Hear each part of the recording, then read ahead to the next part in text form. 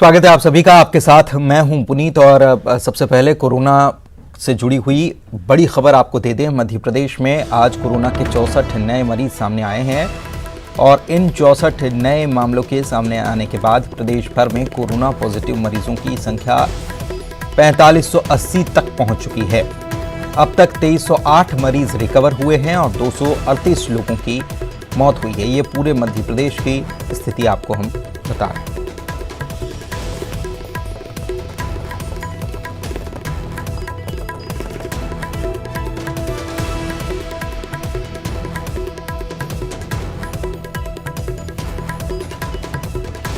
तो प्रदेश भर में कोरोना पीड़ित मरीजों की अगर बात की जाए तो 4508 ये संख्या हो चुकी है, 4580 हो चुकी है, माफ कीजिएगा, और 2308 मरीज इसमें से रिकवर हो चुके हैं। भोपाल में 549 मरीज रिकवर हो चुके हैं, 900 मामले अब तक सामने आ चुके हैं, 900 से अधिक। ग्वालियर में 9 मरीज रिकवर हो चुके हैं, शिवपुरी में 2, खरगोन में 62 मरीज रिकवर होकर घर जा चुके हैं। इंदौर में सबसे ज्यादा 1103 मरीज अब तक ठीक हो चुके हैं, बड़वानी में 26 मरीज, विदिशा में 13, बैतूल में 1 और होशंगाबाद में 32 मरीज सामने आ चुके हैं। ये रिकवर मरीजों का आंकड़ा है। धार में 70 मरीज ठीक हो चुके हैं। संख्या धार में भले ही बढ़ रही है लेकिन उसके अनुपात में अगर देखा जाए तो मरीज ठीक होकर घर भी जा रहे हैं। एक्टिव केसेस कम है अब।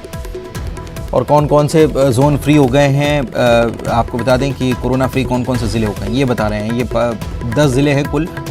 इसमें हरदा, शाजापुर, गुना, राजगढ़, बैतूल, ये 5 ज़िले कोरोना मुक्त हो चुके हैं। और इसके अलावा अगर अन्य ज़िलों की बात की जाए तो ये 5 ज़िले पहले हरदा, शाजापुर, गुना, राजगढ़, बैतूल और इसके अलावा श्योपुर, अलीराजपुर, शहडोल, आगरमालवा और भड़वानी, ये वो 10 ज़िले हैं जो कोरोना फ्री हो चुके हैं।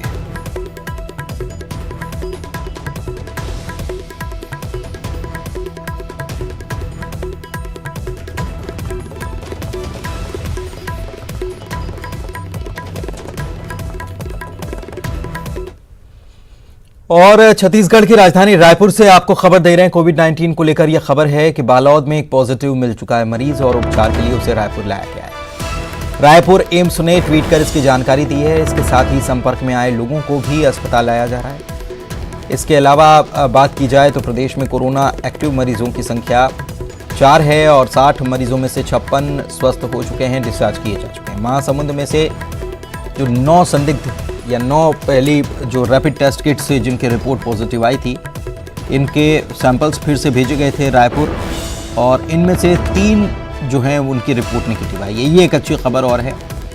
6 संदिग्धों की रिपोर्ट का इंतजार अभी किया जा रहा है। रैपिड टेस्ट में ये पॉजिटिव पाए गए थे। इसके अलावा जो एक बालोद का मामला सामने आया है, इस युवक की ट्रैवल हिस्ट्री और कॉन्टैक्ट हिस्ट्री दोनों तलाशने की कोशिश शुरू कर दी गई।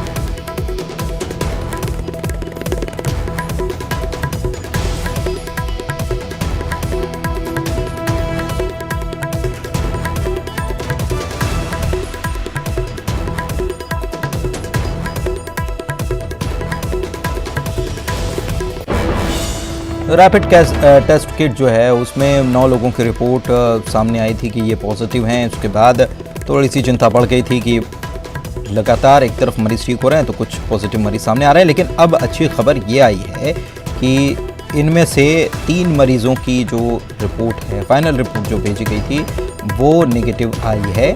ये अच्छी खबर है। अब 6 रिपोर्ट्स का इंतजार किया जा रहा है। इसके अलावा अगर बात कर ली जाए इंदौर की तो कोरोना के 61 नए केस एक बार फिर से सामने आए इंदौर में और अब तक पॉजिटिव मरीजों की संख्या इंदौर में 2300 को छूती हुई 2299 ये संख्या हो गई। देर रात मेडिकल बुलेटिन जो जारी किया गया इसमें 61 नए केस के सामने आने और 2 लोगों की कोरोना की वजह से मौत की पुष्टि ये हुई है। अब तक कोरोना से 98 लोग इंदौर में दम तोड़ चुके हैं।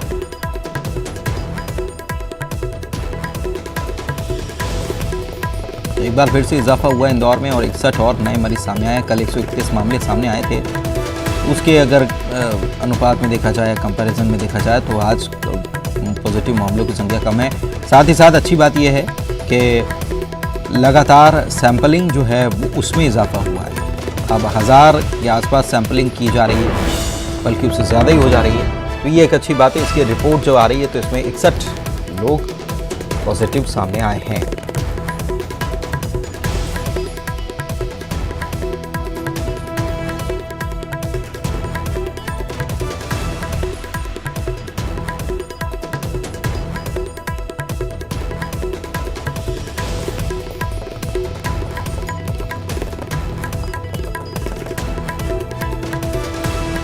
हमारे सहयोगी हमारे साथ लाइव जुड़े हुए हैं। इंदौर से विकास हमारे सहयोगी जुड़े हुए हैं, तो साथ ही में रायपुर से हमारे साथ जुड़े हुए हैं देवव्रत। दोनों का रुख कर लेते हैं। सबसे पहले देवव्रत, आप ही के पास आते हैं कि छत्तीसगढ़ में जब भी ऐसा लगता है कि अब मामले थमने वाले हैं, अब स्थिति कंट्रोल में हो रही है, तभी कुछ नए मामले सामने आ जाते हैं। ये पिछली बार हम जब से देख रहे हैं शुरुआत से, तभी ऐसा हो रहा है कि ऐसा लगता है कि अब स्थिति ठीक हो रही है, लेकिन फिर नए सूरजपुर से खबर आई कि वहाँ पर 9 संदिग्ध हैं।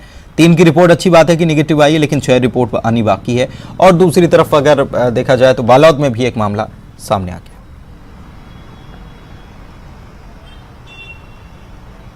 निश्चित तौर पे, क्योंकि काफी समय से ऐसा लग रहा था कि अब छत्तीसगढ़ कोरोना मुक्त होने वाला है, क्योंकि जिस तरह से जो मामले आ रहे थे उसमें एक्टिव केसेस की संख्या काफी कम थी और ऐसा लग रहा था कि अब जो है कोरोना मुक्त प्रदेश होने ही वाला है। उसी दौरान एक केस बालोद से निकल करके आ जाता है और ये पता चलता है कि एक युवक जो है यहाँ पर पॉजिटिव पाया गया है। हालांकि ये बताया जा रहा था कि वो मजदूर है और मुंबई से यहाँ तक पहुंचा हुआ था।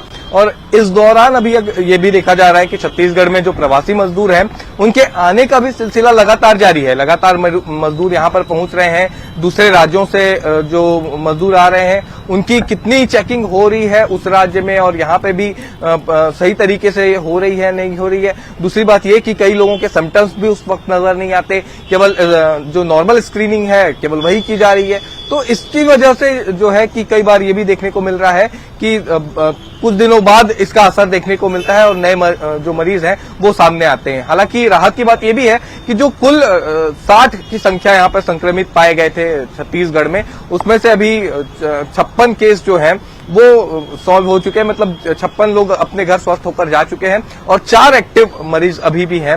हालांकि जिस तरह से ये भी देखा जा रहा है कि एम्स की बड़ी भूमिका रही है इसमें, और इसके अलावा राज्य सरकार के द्वारा जो गतिविधियां की जा रही हैं और जो प्रिकॉशन यहां से बरते जा रहे हैं, जो सुविधाएं दी जा रही हैं, उसकी बदौलत अभी छत्तीसगढ़ में हालात कंट्रोल पे हैं। लेकिन जिस तरह की उम्मीद ये की जा रही थी कि राज्य में अभी कोरोना मुक्त हो जाएगा, तो वैसी स्थिति अभी फिलहाल दिखाई नहीं दे रही है। और क्योंकि लगातार प्रवासी मजदूर प्रदेश में पहुंच रहे हैं, इसलिए खतरा भी टला नहीं है। तो ये मान के चलना होगा कि सरकार को आने वाले समय के लिए भी पूरी तरह से तैयार रहना होगा और साथ ही साथ जो सतर्कता बरती जा रही है उसको भी बरकरार रखना होगा। और स्क्रीनिंग जिस तरीके से की जा रही है, केवल वो स्क्रीनिंग का ना करके और भी कुछ देखना होगा, कैसे क्वारंटीन किया जा रहा है, तो उसके ऊपर भी नजर बनाए रखनी होगी। इंदौर से हमारे सहयोगी विकास लगातार बने हुए हैं। विकास, एक बात और हम देख रहे हैं कि इंदौर में लगातार मामले सामने आ रहे हैं। क्या सख्ती की कमी रह गई है? क्या वजह है कि ये मामले एक के बाद एक रोजाना हमको देखने को मिल रहे हैं? कैसे ये संक्रमण फैल रहा है?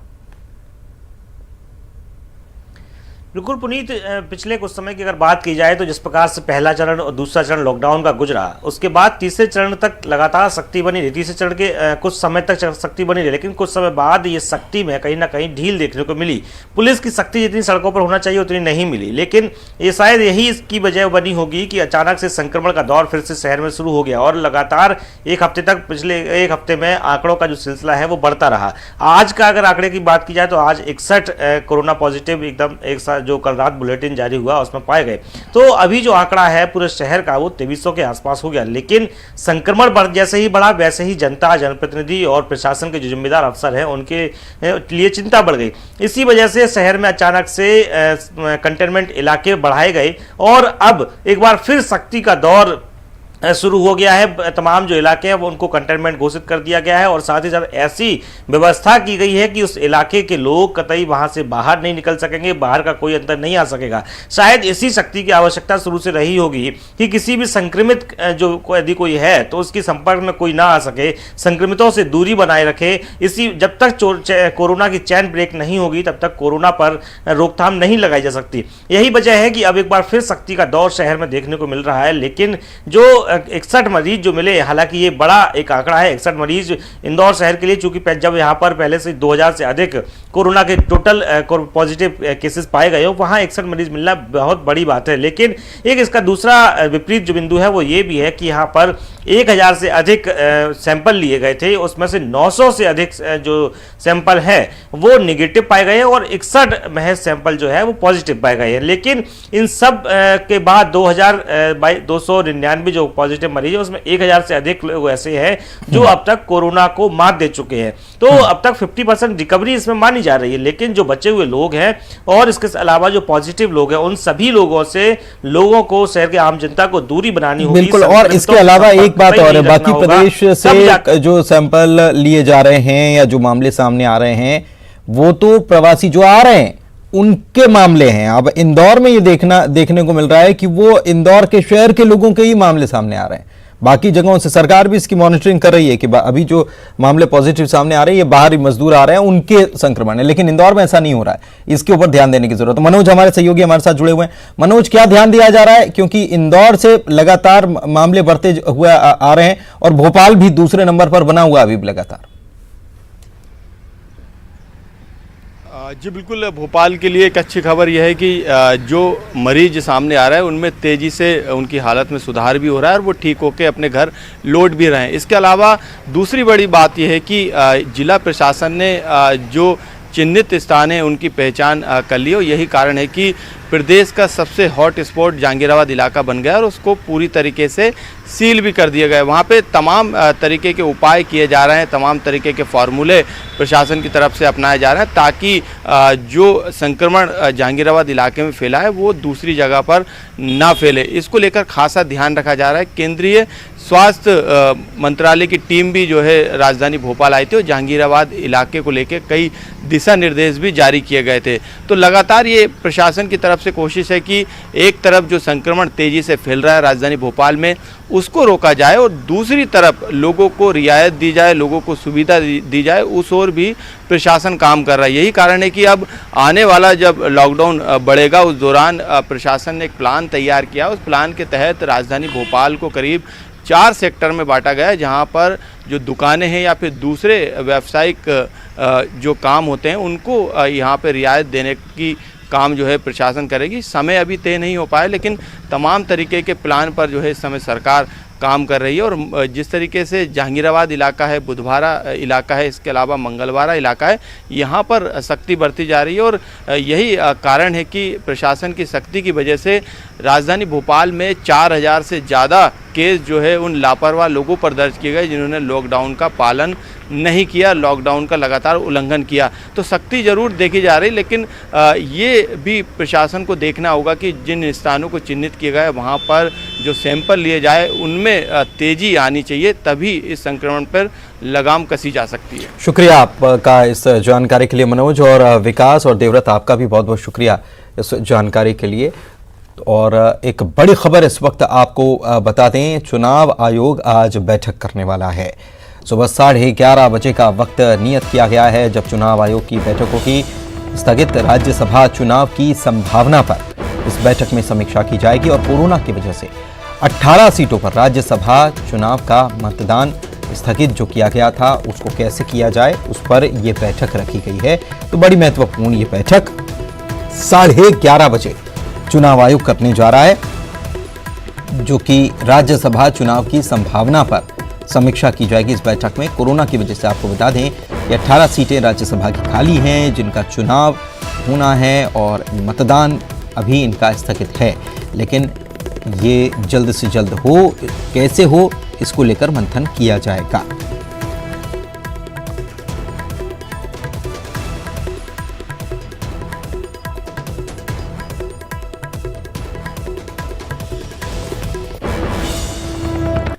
और रुक रहे हैं एक ब्रेक के लिए, जल्द लौटेंगे।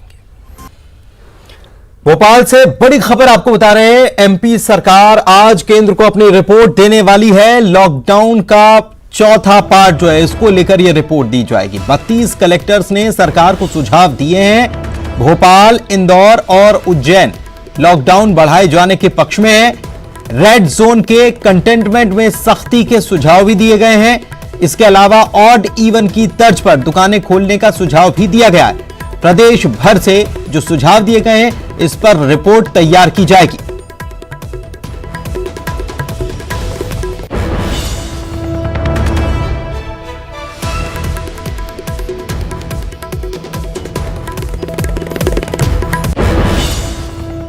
सीएम शिवराज सिंह चौहान की बात कर लेते हैं, जो कि आज भी रोजाना की तर्ज पर आज भी कई सारी बैठकें करने वाले हैं, समीक्षा करेंगे। दोपहर 3:30 बजे वो लॉकडाउन के स्वरूप पर चर्चा करेंगे और शाम 4:30 बजे कोरोना पर एक समीक्षा बैठक है, इसमें भी वो शिरकत करने वाले हैं।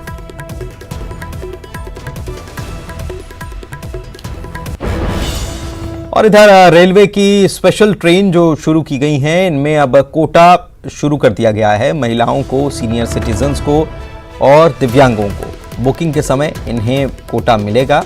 टिकट कैंसिल अगर कराते हैं तो कैंसिलेशन चार्ज भी काटा जाएगा। प्रति यात्री 60 रुपए कैंसिलेशन चार्ज देना होगा। स्पेशल ट्रेन के संचालन के लिए गाइडलाइन जारी कर दी गई है। 2 दिन बाद ये गाइडलाइन जारी हुई है और महिलाएं, सीनियर सिटीजन्स, इन सभी को AC 3 में इनका कोटा होगा, तो सांसद और पूर्व मंत्रियों को AC 1 में कोटा मिल सकेगा। दतिया में कोरोना का संक्रमण बढ़ने लगा है। यहां पर आज कोरोना के 3 नए मरीज मिले हैं और तीनों की रिपोर्ट कोरोना पॉजिटिव आई है। आपको बता दें कि यहां से 12 लोगों के सैंपल जांच के लिए भेजे गए थे, जिनमें से 3 रिपोर्ट पॉजिटिव आई है। ये सभी मरीज गुजरात से दतिया आए थे।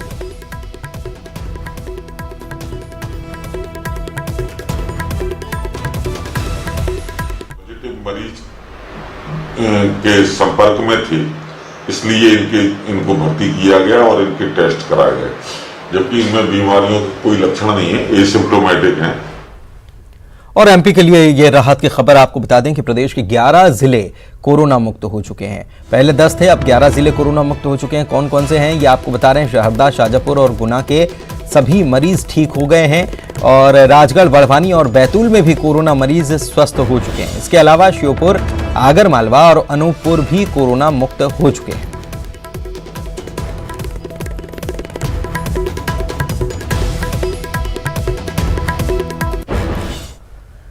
विश्व प्रसिद्ध बद्री विशाल मंदिर के कपाट आज से ग्रीष्मकाल के लिए खोल दिए गए।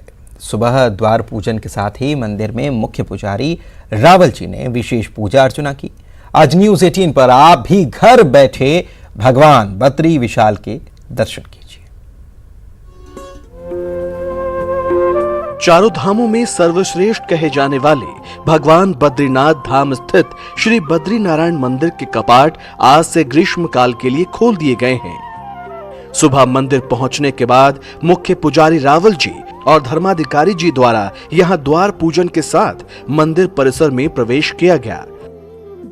वहीं ठीक 4:30 पर भगवान बद्री नारायण मंदिर के कपाट इस वर्ष यात्रा काल के लिए खोल दिए गए। कपाट खुलने के साथ ही जहां सभी ने अखंड ज्योति के दर्शन किए, वहीं भगवान बद्रीश के निर्वाण दर्शन का भी सौभाग्य मिला। भगवान बद्री विशाल के श्री कपाट खुले हैं। बहुत शांत माहौल, शांत वातावरण और पूरे विश्व की रक्षा, सुरक्षा, संपन्नता रहेगी। साथ ही भगवान के प्रथम दर्शन प्रारंभ हो गए हैं।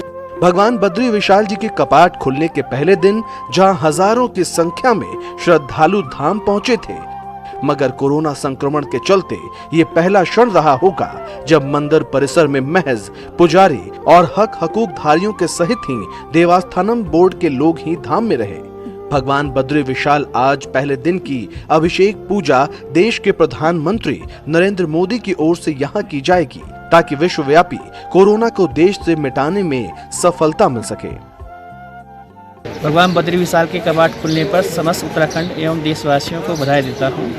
आज पूरे विश्व में महामारी की विपदा आई है, उसके कारण यहाँ लोगों की संख्या ना के बराबर है, जबकि प्रतिवर्ष कपाट खुलते समय हजारों लोग रहते थे। मैं समस्त देशवासियों से निवेदन करता हूँ कि देश के प्रधानमंत्री की बातों का पालन कर कोरोना वायरस को भगाने में योगदान करें।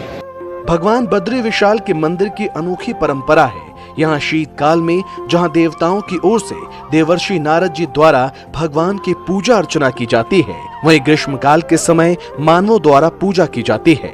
आज कपाट खुलने के बाद यहाँ रावल जी द्वारा भगवान बद्रीश की पूजा के बाद माता लक्ष्मी जी की मूर्ति को गर्भगृह से बाहर लाया जाता है।